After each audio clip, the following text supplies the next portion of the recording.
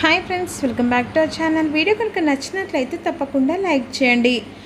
ప్రసాదం చేసిన తర్వాత వెంటనే ప్రేమ్ ఈ విధంగా నిషాతో అంటాడు, ఎలాగో నువ్వు ప్రసాదం చేయలేదు కదా, ఆఖరికి ఆ ప్రసాదాన్ని కూడా దేవునికి పెడతావా, అది కూడా నేనే చేయనా అని అంటుండగా, ఎందుకు చేయను, ఖచ్చితంగా తీసుకుంటాను, ప్రసాదమే కదా, దేవుడికి నైవేద్యంగా పెడతాను అని నిషా క్లాత్ తీసుకొని పొయ్యి ముందున్న ప్రసాదాన్ని పట్టుకుంటుంది. వామ్మో, ఇంత బరువుగా ఉందేంటి అని చెప్పేసి ప్రసాదం తీసుకెళ్ళడానికి అలా ముందడుగు వేస్తూ ఉంటుంది. అలా వేస్తుండగా హఠాత్తుగా చేతిలో ఉన్న ప్రసాదం నేల జారి కింద పడుతుంది. ఒక్కసారిగా రామాదేవి అందరు కలిసి షాకింగ్గా చూస్తూ ఉంటారు.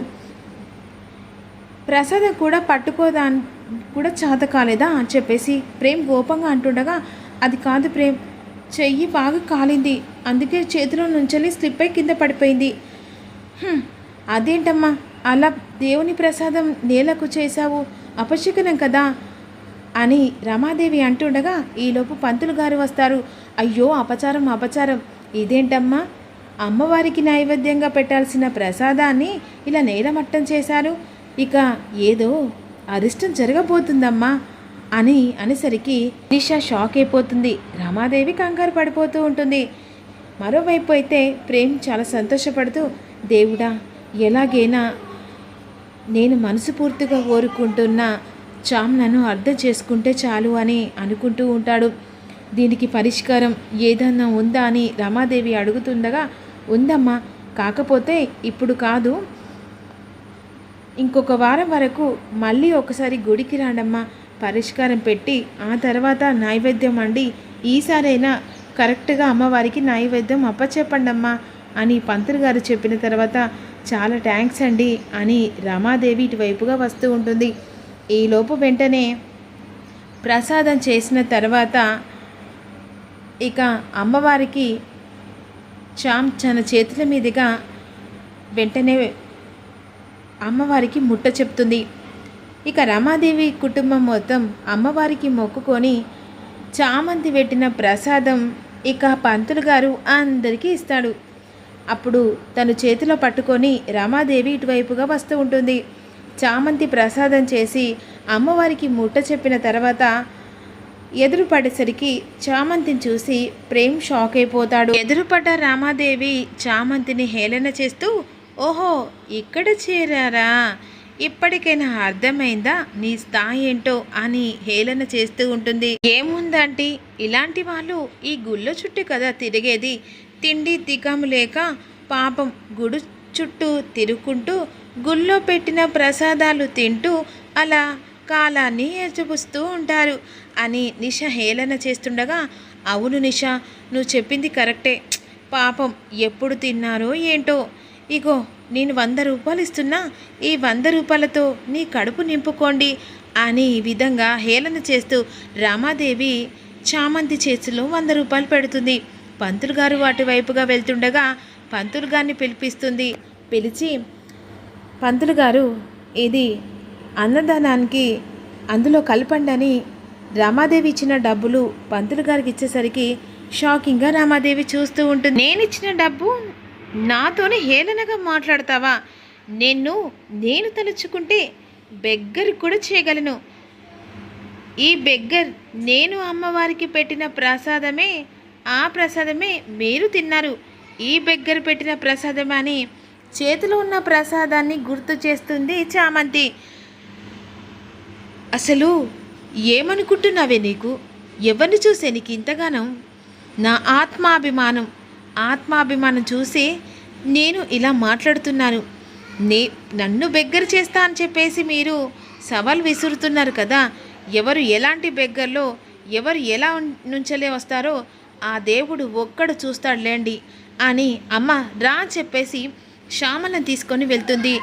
ఎంత పొగరు చూసావా అంటే దానికి, ఈ పొగర్ని ఎలాగైనా దించాలంటే చూస్తా దీన్ని ఏం చేయాలంటే అలా చేస్తా, అసలు దాన్ని భూమి మీద లేకుండా చేస్తా అని అంటుండగా ఇక చామంతిని చూస్తూ ప్రేమ్ బాధపడుతూ ఉంటాడు. దేవుడా, ఎలాగైనా చామంతిని ఇక కాపాడేది నువ్వే అని మనసులో అనుకుంటూ ఉంటాడు.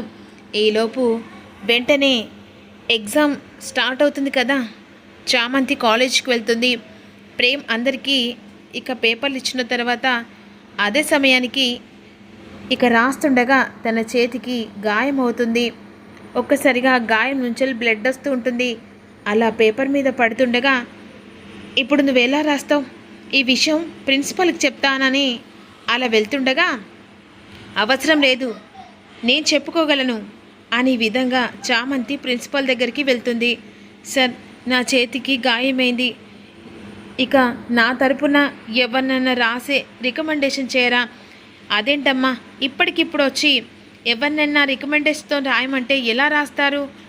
ఇక నువ్వు ఈసారి వదులుకోవాల్సిందే అని అంటుండగా, లేదు సార్, ఇది నా జీవితానికి ఆనకట్ట.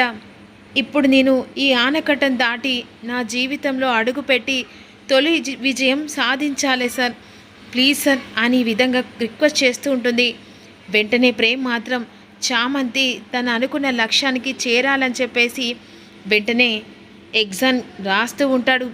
ఈలోపు చామంతి తలపట్టుకొని, అయ్యో దేవుడా, నాకు ఎవరు హెల్ప్ చేస్తూ లేరా, ఇప్పుడు నేను ఎగ్జామ్ ఎలా రాయాలని చెప్పేసి కంగారు పడుతూ రూమ్లోకి వస్తుంది.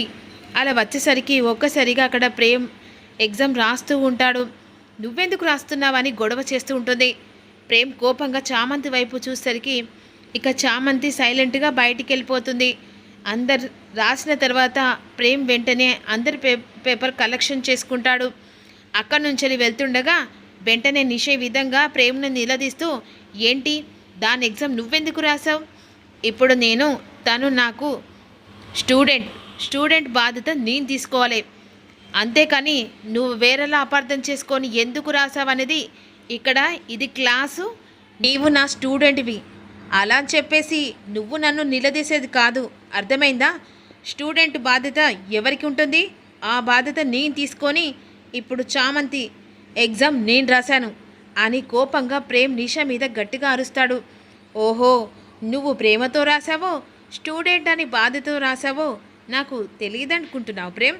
సరే, నువ్వు నాతో వినవని నాకు బాగా తెలుసు, ఈ విషయం ఎవరికి చెప్తే వింటావో అది కూడా బాగా తెలుసు అని చెప్పేసి నిషా కోపంగా వెళ్ళిపోతుంది. ఇక మరోవైపు రిజల్ట్ కోసమని టెన్షన్ పడుతూ ఉంటుంది.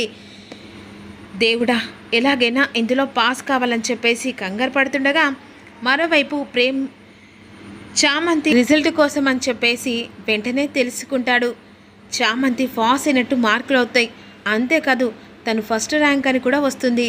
కాకపోతే ఇక్కడ నిషా ఫెయిల్డ్ అని వస్తుంది. ఈలోపు చామంతి తన రిజల్ట్ కోసం అని చెప్పేసి వెంటనే తెలుసుకోవడానికి వస్తుంది. ఈలోపు తన పాస్ మార్కులు తెలుసుకొని చాలా సంతోషపడుతూ ఉంటుంది. మరి ఇప్పుడు ప్రేమ్ని అపార్థం తొలగించి అర్థం చేసుకొని మళ్ళీ దగ్గర అవుతుందా అనేదే తెలుసుకోవాలనుకుంటున్నారా? మీరు మిస్ కాకుండా చిన్న లైక్ చేసి కామెంట్ చేసి ఛానల్ని సపోర్ట్ చేయండి. ఇక నుంచి ఈ జీవితంలో కథ ఎటు మలుపు తిరగబోతుంది అనేది కూడా మీకు రెగ్యులర్గా అప్లోడ్ చేస్తాం. మీరు మిస్ కాకుండా లైక్